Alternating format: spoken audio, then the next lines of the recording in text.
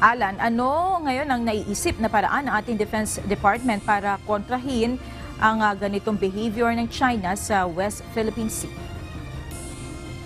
Monica, ang isang paraan na naiisip ngayon ng kalihim ay yung upgrade ng Coast Guard at maging ng Philippine Navy pagdating sa internal maritime security capabilities para mabigyan na rin ng pansin at ang ganitong uri ng problema, Monica, dahil na nga sa tensyon na patuloy na nangyayari ngayon sa West Philippine Sea sa pagitan ng China at Pilipinas.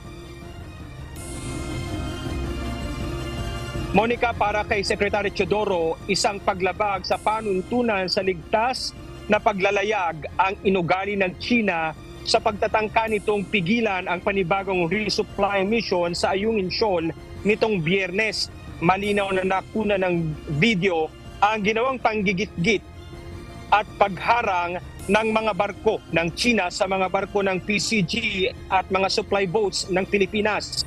Narito, Monica, pakinggan natin ang naging pahayag ng kalihim na si Secretary Gilbert Teodoro. Ito, ginawa ng Chinese Coast Guard, napaka-egregious violation ito ng maritime safety. Hindi ako kapitan ng barko, pero kita mo naman sa ang paggigit-git nila. At kung may mangyari, sino ang sasagot? Ano ang mangyayari? This is, to me, irresponsible behavior on the part of the Chinese Coast Guard. And I think that the world knows who is in the right here. So it doesn't need much more saying or talking about. The world has reacted before to the water cannoning. And I think what has to be underscored here is that wala ngang water cannoning, pero mas delikado ang mga maniobra na ginawa nila sa mga kasama natin na Philippine Coast Guard, no?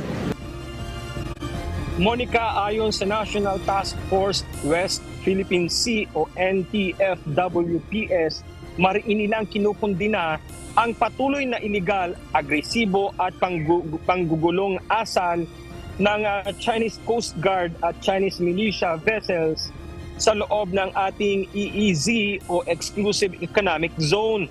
Ang China, Monica, ay mahigpit na tinututulan ang pinakabagong misyon ng Pilipinas na mag-supply sa Ayungin Shoal na kanilang tinatawag na Reef. Samantala, Monica, magagamit na ng Philippine Navy ang dalawang Alvarez-class patrol vessel o ACPB bilang bagong sea assets ng bansa matapos ang official turnover na ginanap kanina sa himpilan ng hukbong dagat. Ang dalawang sasakyan, Monica, na pandagat ay pinangalan ng BRP Valentin Diaz PS-177 at BRP Ladislao Diwa PS-178. Isinunod ito sa mga pangalan sa dalawang bayaning Pilipino na kasama sa mga tagapagtatag ng katipunan na nanguna sa revolusyon laban sa Espanya noong 1896. Ito ay may sukat na 179 feet o 55 meter ang haba at 24.9 feet ang lapad. Isa sa pangunahing tutungkulin nito, Monica, ng BRP Ladislao Diwa at BRP Valentin Diaz ang suyurin ang mga mabababaw na coastal area sa bansa na hindi kaya pang pasukin ng malalaking barko. Ito ay angkop para sa mga operasyon ng patrol, interdiction at surveillance laban sa mga kalaban ng sasakyang pangdagat. Maaari din ito rumisponde sa mga pangangailangan sa mga emergency at littoral battle space sa loob ng mga low-intensity conflict environment. Pinalalakas ng Alvarez-class patrol ships ng Philippine Navy ang kakayahan sa mga coastal patrol sa ating mga karagatan at ang sea lanes of communications at iba pang mga operasyong pandagat at HADR tuwing may kalamidad. Monica. Maraming salamat, Alan Manansala, live na nag-uulat mula sa Maynila.